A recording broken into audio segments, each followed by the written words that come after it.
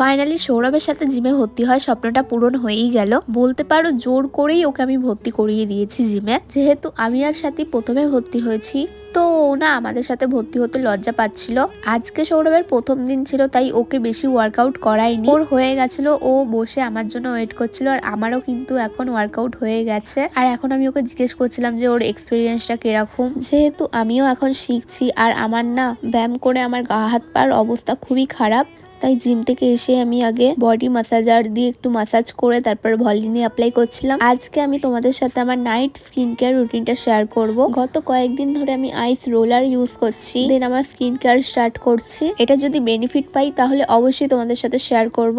অনেকেই জিজ্ঞেস করছিলে যে এই কদিন ভিডিও দিচ্ছি না কেন, একটু পার্সোনাল কিছু প্রবলেমের জন্য, আর শরীরটাও খুব খারাপ ছিল তাই ভিডিও দিতে পারছিলাম না। যাই হোক, এবার থেকে কিন্তু রেগুলার ভিডিও আসবে, তার জন্য চ্যানেলটাকে সাবস্ক্রাইব করে নিও। চলো দেখা হচ্ছে নেক্সট ভিডিওতে।